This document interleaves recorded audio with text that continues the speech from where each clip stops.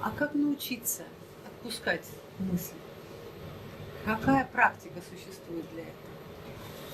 Если ты почувствовал, что мысль пришла, и ты ее видишь, что ты не хочешь, ты хочешь поменять эту мысль на другую, на позитивную, на другую, чтобы она, вот, какая-то есть методика, ты должен переключать свой ум на, например, смотреть на небо, на горы, на солнце, то есть уходить, это вот срабатывает так? Или Срабатывает, да, или... методик очень много. Вот. И здесь речь идет как об осознанном перенаправлении мыслительного процесса, так и об осознании мыслительного процесса, который просто оставляется в покое как есть. Вот здесь нельзя говорить о том, что что-то плохо, что-то хорошо.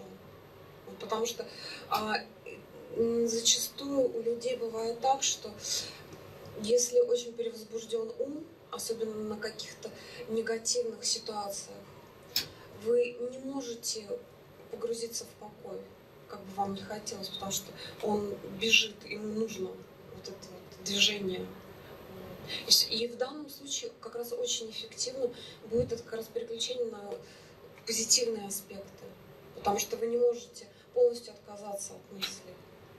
Вот. То, что ему нужно что-то думать, он сейчас еще взбодоражен, да, этот мыслительный аппарат. Вы можете просто подбросить другого хомячка туда, который хотя бы не будет нервы трепать. И потом, уже когда на позитивном мышлении, с позитивного мышления вы уже сможете выйти в настоящее. В то время, когда резко отказаться от негативного мышления, от отождествления с эмоциями, как правило, очень трудно. И здесь же, если говорить в общем о практиках, то можно сказать о том, что иногда действительно может быть полезно вот эти вот какие-то аспекты концентрации. Потому что они позволяют как раз как-то обуздать ум. Потому что когда ум как необъезженная кобылка скачет, человек как не будет пытаться быть в настоящем, у него не получится. Потому что он постоянно будет выдергивать. А он бесконтрольное совершенно если мышление, то вот сколько там книжек не читай, а если нет никакой внутренней силы по управлению вот этой вот кобылкой, ты просто не сможешь, тебя будет постоянно выдергивать на эмоции, на негативные мысли. И вот здесь как раз можно говорить о том, что определенные практики, они полезны.